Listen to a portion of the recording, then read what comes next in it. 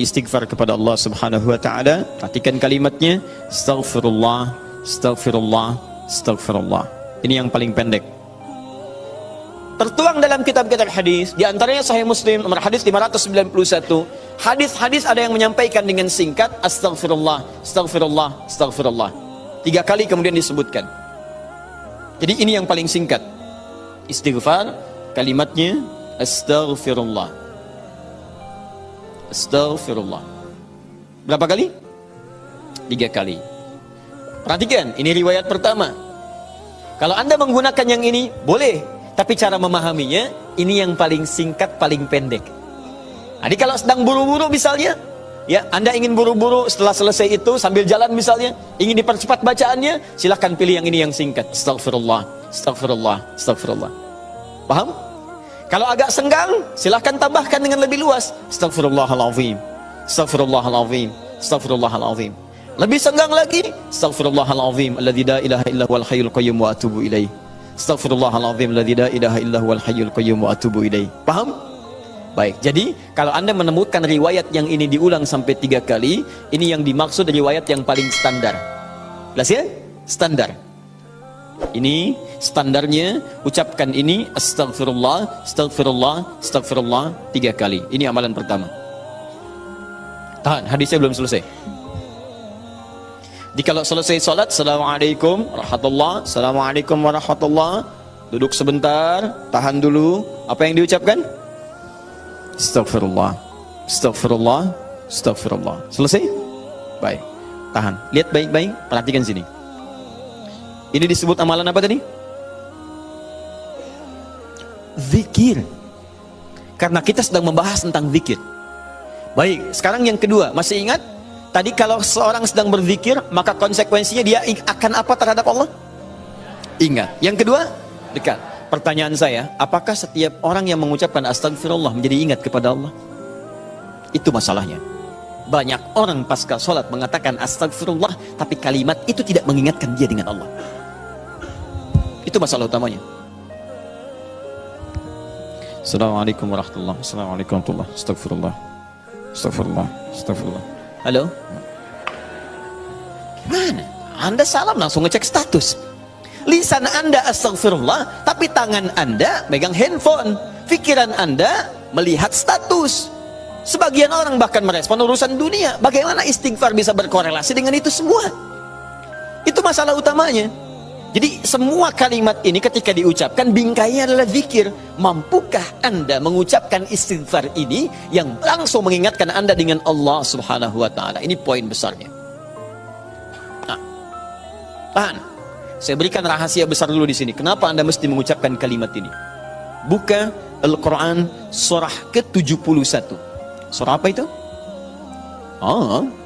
Surah apa? Nuh. Bukan Al-Ma'arij. Al-Ma'arij 70. Ayat 10. Kalau mau dari ayat 9-nya sampai dengan 13. Kemudian saya kotaki ayat 10-nya. Nih, 10-nya saya kotaki di sini. Ini yang pentingnya. Awas, awas. Nabi Nuh alaihissalam berdakwah kepada umatnya. Berapa tahun?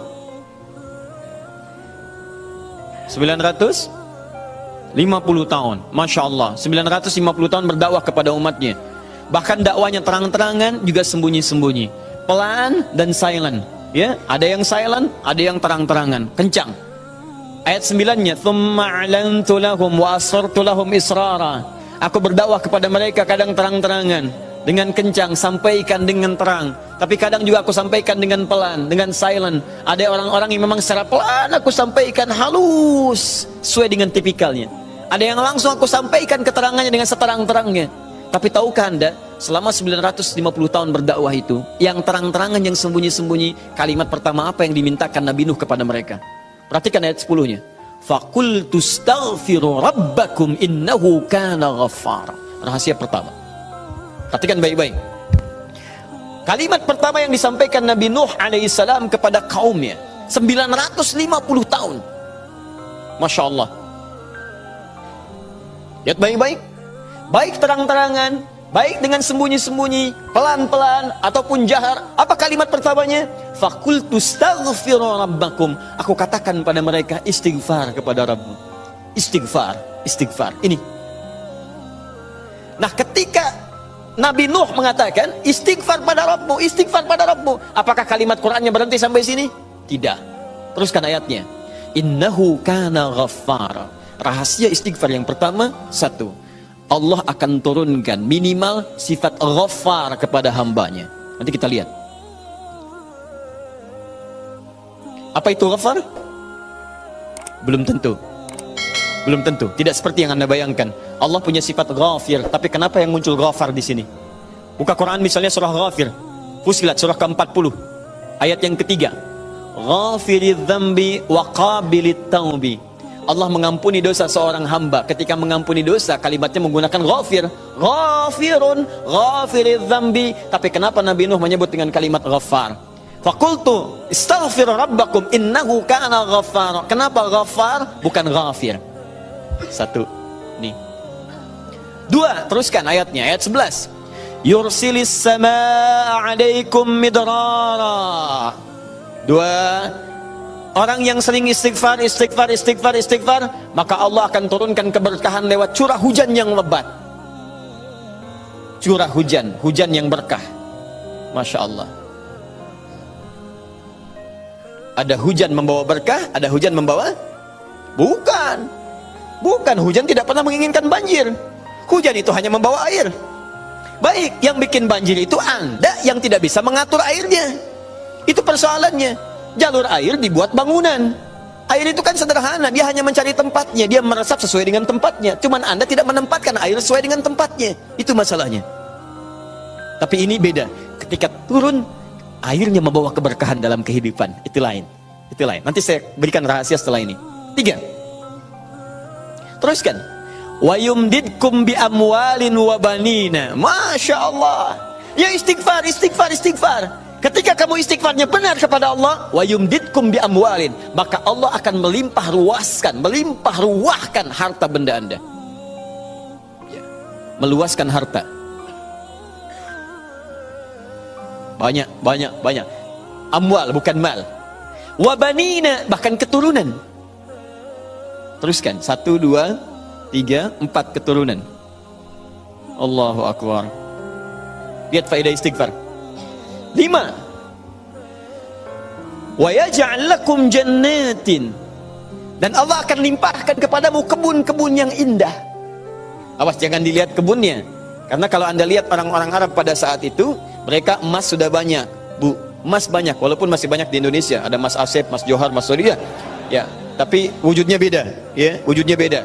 Di sana emas banyak, perak banyak, bangunan megah. Tapi yang mereka belum dapatkan itu adalah kenikmatan pemandangan yang elok. Kebun-kebun, ya, isinya ada anggur, bawahnya kemudian ada sungai-sungai. Karena itu orang yang paling kaya di masa-masa dulu di kalangan-kalangan Arab adalah orang yang memiliki kebun-kebun yang indah. Kalau cuma emas, yang lain punya. Abu Jahal tuh nggak bangga dengan emasnya, ya. Abu Lahab tidak bangga dengan emasnya. Apa yang mereka banggakan adalah kedudukan dalam kehidupan dan harta-harta yang seperti yang digambarkan. Tapi semua itu tidak mampu menjadikan mereka sebagai hamba di hadapan Allah Subhanahu wa taala. Poin yang paling besar, kalau disebutkan jannat dalam arti kebun-kebun dalam urusan dunia, itu maksudnya kenyamanan hidup. 5. Kenyamanan atau kemapanan hidup.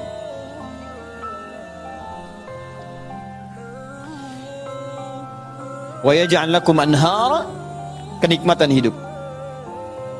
Masya Allah, sudah mapan, nikmat, kaya, tenang. Wah, ini hebat banget nih hidupnya.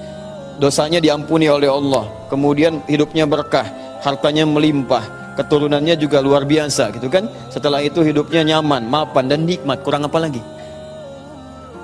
Antum pilih mana? Kaya tapi gelisah atau miskin tapi tenang? Jangan pilih yang ketiga, saya tidak berikan. Nah, tahan sebentar. Lihat sini. Jadi ketika Anda diminta istighfar, astagfirullah, astagfirullah, astagfirullah, ternyata di antara esensi kalimat istighfar itu bukan kalimat biasa. Anda mampu mengucapkannya dengan baik, maka Allah turunkan kemuliaan lewat lisan Nabi Nuh itu. Faqultu astaghfiru rabbakum innahu kana ghaffara. yursilis samaa 'alaikum midrara wa yumditkum bi amwalin wa banina wa yaj'al lakum jannatin wa yaj'al lakum anhara. 6 kemuliaan bagi orang yang sangat senang beristighfar kepada Allah Subhanahu wa taala. Tapi ini masih urusan dunia. Akhiratnya belum selesai. Pilih mana? Miskin masuk surga atau kaya masuk neraka? Miskin masuk surga. Kasihan. Kenapa tidak kaya masuk surga? Ya itu pilihan dari saya, ya. Ini pilihan dari Al-Quran. Saya kan tidak mengatakan jangan pilih yang ketiga. Itu yang pertama tadi, ya. Lihat sini. Ini jaminan kehidupan dunianya, mana akhiratnya. Ya Allah, kalau cuma dikasih dunia saya tidak mau. Jangan-jangan saya dunianya bahagia, akhiratnya nestapa. Maka adakah faidah dari istighfar atau kehidupan akhirat saya? Kamu mau minta surga yang mana? Orang-orang surga biasa, saya berikan pada pelaku istighfar surga seluas langit dan bumi. Quran surah ketiga ayat 133. Ayat 133, paling kanan sebelah atas. Lihat, di sini hidupnya lapang, di sini surganya seluas lapangan. Lapangannya apa? Bukan lapangan dunia. Perhatikan lapangan akhirat.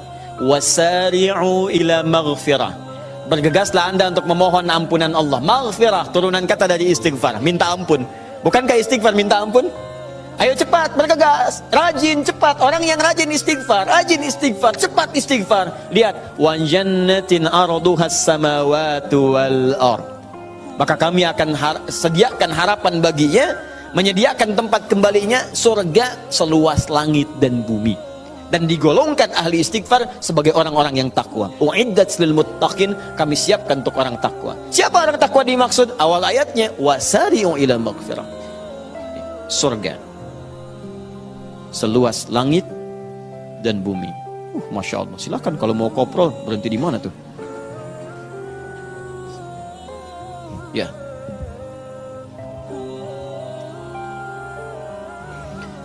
Nah, kalau ditawarkan begini, siapa yang tidak mengambil tawaran ini? Tapi persoalannya, kenapa orang banyak istighfar pasca salat bahkan lebih daripada 3 kali? Astagfirullah, astagfirullah, astagfirullah, astagfirullah, astagfirullah, astagfirullah. Tapi mapan juga tidak. Cek. Ya, silahkan lihat. 6 ini tidak diraih. Keberkahan juga tidak didapatkan. Dan seterusnya. Bahkan kemarin di Bekasi itu ada yang terlihat, kami lihat di CCTV itu. Khusyuk pasca sholat, kayak orang menangis. Astagfirullah, astagfirullah, astagfirullah. Sudah tenang, lihat kanan kiri, tas orang dirogok begini. Kok bisa tuh astagfirullah lagi ibu juga, ya? Apa yang salah? Ya, sekarang mari kita lihat bagaimana beristighfar seperti ini untuk mendapatkan kemuliaan-kemuliaan ini, dan bagaimana cara istighfar dengan berzikir pada Allah Subhanahu wa taala. Frame terbesarnya, frame-nya dalam amalan ini disebut dengan zikir. Ingat tadi telah disebutkan di awal. Zikir itu mesti mampu mengingatkan kita dengan Allah, juga membuat hubungan kita lebih dekat dengannya. Nah, sekarang fokus. Di antara amalan zikir pasca salat adalah istighfar. Dengan mengucapkan kalimat paling singkat, astagfirullah, astagfirullah, astagfirullah. Sekarang kita bedah dulu isi kalimatnya. Ini astaghfirullah. Dalam ilmu saraf, kalimat astaghfirullah ini dibagi ke dalam 3 bagian. 1, ada awalan menggunakan kata ista begini. Kemudian ditambah dengan akar kata ghafara. Kemudian ditambah terakhir objek harapannya kepada Allah Subhanahu wa taala. Sekarang fokus baik-baik. Ista dalam ilmu saraf itu fungsinya untuk menunjukkan salah satunya, menunjukkan pada permohonan, meminta sesuatu. Ghafara, ampunan, meminta ampunan menggunakan istaghfara. Istaghfara itu kata kerjanya, istighfar keadaannya, kata benda atau sifatnya. Jadi kalau ini menunjukkan permintaan atau permohonan, kemudian apa yang diminta? Ghafara, ampunan dari Allah Subhanahu wa taala. Tapi persoalannya dalam bahasa syariat tidak pernah ada kalimat ghafara, yaitu ampunan, kecuali disandingkan atau dilawankan kepada dosa. Ini poinnya. Jadi kalau Anda minta ampunan, Anda harus merasakan apa yang mau diampuni. Dia orang itu mustahil minta ampun kalau tidak ada yang mau diampuni. Paham? Ada seorang ngambil barang, tiba-tiba dipukulin orang lain, mengatakan ampun, ampun, ampun. Kenapa minta ampun? Untuk dihentikan pukulannya. Kenapa dipukul? Karena pernah berbuat salah. Bahasa singkatnya, jika Anda memohon ghufran kepada Allah, ampunan kepada Allah, itu artinya Anda telah berbuat kesalahan atau dosa dalam kehidupan. Jelas? Dosa dalam bahasa Arab disebut dengan dzambun namanya. Dzambun. Kalau dia banyak disebut dengan dzunubun. Dzunubun. Dzunub. Kalau dosanya satu ini, satu saja, dzambun, maka Allah menurunkan sifat untuk mengampuni satu dosa ini. Anda sebut namanya, minta kepada Allah, maka berpeluang mendapatkan ampunan dari Allah. Apa namanya? Ghafir. Sifat Allah yang mengampuni satu dosa. Ghafir. Turun Quran surah Ghafir, ya, surah ke-40 itu. Ayat ketiganya, Ghafiridz dzambi.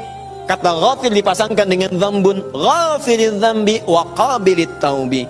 Ketika Anda ingin minta ampun kepada Allah satu dosa, berbuat dosa, astaghfirullah ya Allah, ampuni saya Allah. Allah turunkan sifatnya ghafir, saya ampuni kamu, saya terima taubatmu. Paham? Tapi ketika dosa Anda berlipat, banyak dosa, mata berdosa, telinga berdosa, lisan berdosa, sampai ke kaki berdosa, maka bukan dzambun namanya, tapi dzunubun. Sifat Allah yang mengampuni aneka dosa dan tidak membiarkan hambanya larut dalam dosa, maka turunlah kemudian yang kedua disebut dengan Ghaffar namanya. Ghaffarun.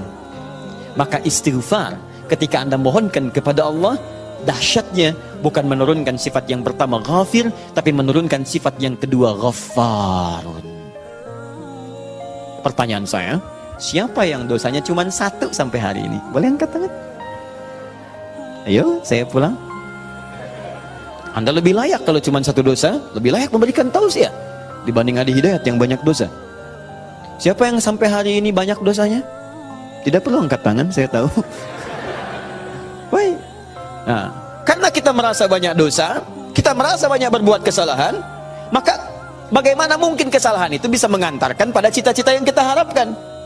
Baik, saya tanya kepada Anda semua. Misal, mohon maaf teman-teman sekalian, berkah itu terkait erat dengan kemuliaan, mulia, taat. Tidak akan bersanding dengan maksiat. Karena maksiat itu diantara cara memutus pintu rizki dalam hal yang berkah itu maksiat. Jadi kalau seseorang itu berbuat maksiat, keberkahan pada rizki tidak akan datang. Nah sekarang coba cek, mungkin rizki itu belum datang ke tempat Anda, ke rumah Anda, di kehidupan keluarga Anda. Bukan Anda kurang usaha, tapi Anda kurang mampu membebaskan diri dari maksiat dalam kehidupan. Ini poinnya. Maka dari itu ketika Anda istighfar astagfirullah, jangan cuma kosong di lisan. Kalau cuma seperti itu, bayi, balita yang umur usia 5 tahun misalnya, 5 tahun, balita 5 tahun ajarin istighfar juga. Padahal dia belum mendapatkan hisab. Anak usia 5 tahun belum balik, ajarin istighfar. Pas pada sholat, astagfirullah, astagfirullah. Apa yang mau diampuni? Orang dosanya nggak dicatat. Ya, orang yang kurang akalnya misalnya, terganggu akalnya, itu bisa istighfar juga sambil ketawain Anda malah. Astagfirullah. Loh. Tapi apa beda istighfar dia dengan Anda? Karena ketika dia istighfar nggak berpengaruh pada dirinya, karena diangkat penanya. Rufi'al qalam an thalathatin. Rufi'al qalam an thalathatin. Di antaranya anil majnuni hatta yufiqa. Dari orang terganggu syaraf sampai sadar lagi. Nah, kita yang sadar ini saat ini, maka ketika Anda mengucapkan kalimat astagfirullah, kata para ulama, sambil diingat, itu Anda berbuat dosa apa sampai mengucapkan ini? Sampai minta ampun kepada Allah. Dosa apa yang diperbuat? Maka kalau ingin latihan, coba urutkan dosa dari ujung kepala sampai ujung kaki. Salat yang pertama subuh misalnya, ya jangan terlalu banyak dulu. Untuk dosa mata misalnya, astagfirullah, ingat-ingat mata salah apa. Jangan-jangan setiap pandangan yang Anda lakukan, itu belum melahirkan keberkahan. Alhamdulillah. Bisa nggak pandangannya berkah? Ada ayat di Quran. Ada orang-orang yang dimuliakan oleh Allah sampai disebut kuat iman. Orang yang kuat iman, yang pandangannya itu berkah. Setiap memandang berkah. Bahkan saking berkahnya nyaman dia dalam kehidupannya. Ya, itu ada di Quran surah ke-24. Punya cahaya dia. Ayat 30 sampai 31. 30 untuk laki-laki, 31 untuk perempuan. Wa qul lil mu'minina yaghuddu min absarihim. Katakan pada perempuan laki-laki beriman, setiap lelaki beriman, perhatikan, palingkan pandangannya dari yang tidak baik. Jadi kalau orang zikirnya benar, itu dia akan berpaling dari yang tidak baik. Otomatis Pak, Bu, otomatis. Bahkan yang mirip-mirip pun dengan apa yang ia punya, belum tentu kemudian ia pandang dengan berlama-lama. Jadi teman-teman sekalian, itu pandangan. Coba berapa kali dalam sehari memandang yang tidak benar? TV, handphone, gambar-gambar, itu kan? Dan seterusnya, baru keluar, memandang dengan cara yang tidak layak. Sama perempuan juga begitu, bukan kayak 31 untuk perempuan. Wa qul lil mu'minati yaghdudna min absarihinna. Katakan pada perempuan-perempuan yang beriman, awas hati-hati, perempuan-perempuan yang beriman. Artinya kalau pandangan nggak dijaga, menunjukkan imannya lemah. Ya, berapa kali ibu banyak memandang hal-hal yang tidak benar? Ya, berapa kali pandangannya melahirkan nafsu? Pandangan di mall dibawa sampai ke rumah. Nah, jadi ketika Anda istighfar, sambil diingat dosanya. Astagfirullah, astagfirullah, mata. Terus masuk ke lisan, astagfirullah ya Allah. Mungkin dengan lisan ini, maaf orang tua saya pernah menangis. Dengan lisan ini pasangan saya pernah bersedih. Dengan lisan ini tetangga saya pernah kabur dari saya. Dengan lisan ini anak saya pernah menjerit. Dengan lisan ini ya Allah barangkali itu yang menghambat keberkahan dalam kehidupan saya. Astagfirullah, astagfirullah, astagfirullah. Setelah itu dosa Anda, setelah tuntas sampai dengan ujung kaki, dosa Anda pada orang tua, suami kepada istri, istri kepada suami. Bagaimana kadang-kadang tidak baik dalam kehidupan rumah tangga, kepada anak-anak, kepada tetangga. Barangkali, mohon maaf, hal-hal itu yang menghambat pintu kemuliaan dalam bahkan urusan dunia ini yang belum turun. Nah kalau sudah semua sekat dibuka, semua akan turun. Masih ingat tadi? Lihat di Quran surah 3 ayat 133. Teman-teman masih ingat tidak? Surga yang ahli istighfar ini disediakan untuk orang apa? Takwa kan? Jadi kalimat takwa ketika disebutkan di ayat ini, uiddat lil muttaqin, disediakan bagi orang takwa. Bukankah dimulai awalnya dengan istighfar? Sekarang saya tunjukkan kepada Anda. Kita buat persamaan. Lihat sini, kita buat persamaan. Istighfar adalah sama dengan amalan ahli takwa. Takwa bisa mengantarkan ke surga. Tapi Anda jangan lupakan bahwa takwa pun membuka semua pintu keberkahan urusan dunia dari langit dan bumi. Takwa persamaannya berkah langit dan bumi. Dari mana mendapatkan persamaan ini? Di Quran surah ke-7, teman-teman sekalian, ayat 96. Walau anna ahlal qura amanu wattaqau la fatahna 'alaihim barakatin minas sama'i wal ardh. Kalaulah kemudian ada orang-orang beriman, ahli takwa, bertakwa kepada Allah, bahkan satu komplek bertakwa, satu kampung bertakwa, kami buka semua pintu keberkahan di langit dan di bumi. Semua pintu keberkahan. Jadi kalau Allah sudah buka, dari manapun dan dimanapun Anda beraktivitas, akan mudah dan nyaman Anda beraktivitas. Di rumah pintu berkah dibuka, nyaman. Di kantor dibuka, nyaman. Di kehidupan sosial dibuka, nyaman. Jadi kalau orang rajin istighfar, astagfirullah, astagfirullah, astagfirullah, maka Masya Allah, dahsyat sekali hasilnya.